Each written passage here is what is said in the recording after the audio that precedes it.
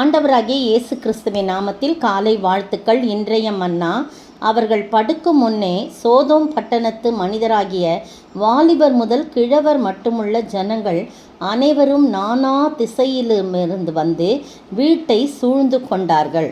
ஆதியாகமம் 19:4.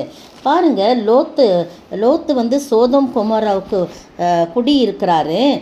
அந்த பட்டணத்தை அவர் தெரிந்து கொள்கிறாரு. அந்த பட்டணத்தின் அக்கிரமங்கள் வந்து ரொம்ப பெரிதாக இருந்ததுனால, அதையெல்லாம் வந்து அதனுடைய பாவம் ரொம்ப கொடிதாக இருப்பதனால, நான் இறங்கி போய் என்னிடத்தில் வந்து எட்டின அந்த கூக்குரலின்படியே அவர்களுக்கு செய்திருக்கிறார்களா இல்லையான்னு பார்த்து அறிவேன்னு சொல்லி ஆண்டவரே வராருன்ற மாதிரி போட்டிருக்கு.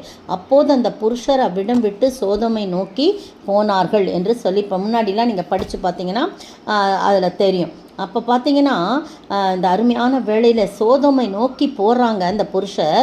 ஆபிரகாமோ பின்னும் கர்த்தருக்கு முன்பாக நின்று கொண்டு, ஆபிரகாம் தன்னுடைய சகோதரனாகிய லோத்தை நிமித்தமாக ஆண்டர்கிட்ட கேட்குறாரு, 50 நீதிமான்கள் நிமித்தமாக அந்த ஸ்தலத்தை அழிப்பீரோ, அடுத்தது வந்து அப்படி ஒன்று ஒன்றா குறைச்சிக்கிட்டே வரார் பாருங்க.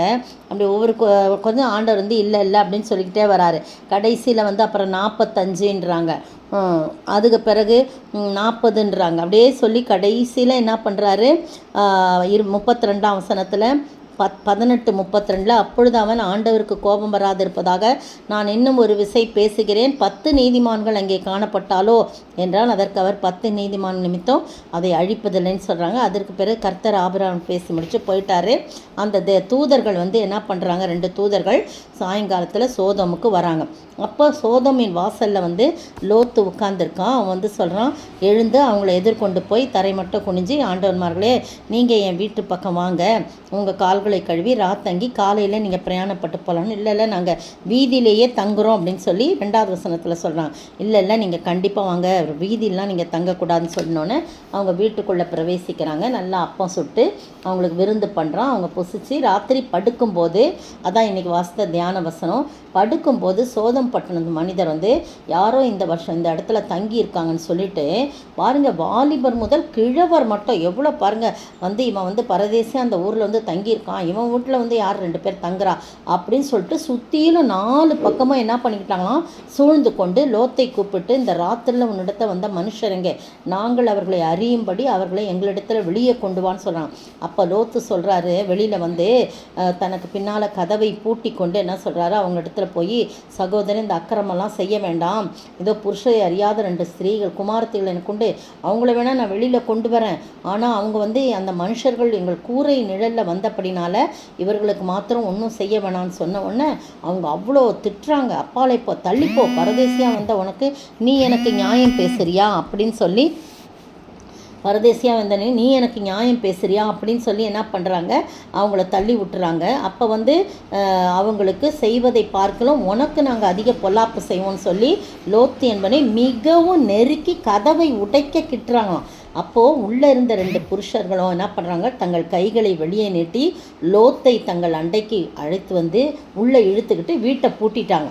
அப்போது தெருவாசலில் இருக்கிற சிறியோரும் பெரியோரும் கிழவர் மனிதர் எல்லாருக்கும் குருட்டாட்டம் பிடிக்க செஞ்சிடறாங்க. அவங்க தேவ தூதர்களையா, கர்த்தருடைய மனிதர்கள். அப்போ குருட்டாட்டம் பிடிச்சோன்னா அவங்க எங்கே இருக்குது கதவு அப்படின்னு தடவிக்கிட்டு இருக்கிறாங்க. அப்படி தடவிக்கிட்டு இருக்கும்போது அந்த புருஷர் வந்து லோத்தை பார்த்து, இவ்விடத்தில் நீங்கள் இன்னும் நிறையா நீங்கள் யார் இருக்கிறாங்களோ, உங்கள் மருமகனாவது உங்கள் குமாரத்திகளாவது வேறு யாராவது இருந்தாங்கன்னா எல்லாரையும் கூட்டி சேர்த்து சீக்கிரமாக இந்த ஸ்தலத்தை விட்டு வெளியில் போயிடணும், இந்த ஸ்தலத்தை அழிக்க போகிறோம், இவங்க கூக்குரல் ரொம்ப எங்கள் கர்த்தருடைய சமூகத்தில் பெரிதாக இருக்குன்னு சொல்லி அவங்களுக்கு பாதுகாப்பு சொல்கிறாங்க. அப்போ மருமக்கள் மாற போய் இவன் வந்து கூப்பிடும்போது அவங்க வந்து இவங்களை அசட்டை பண்ணிடுறான், இவன் பரியாசம் பண்ணுறாங்க, இவன் வந்து இந்த ஸ்தலம் அழிக்க போதுன்றாங்கன்ட்டு அவங்கெல்லாம் வரல.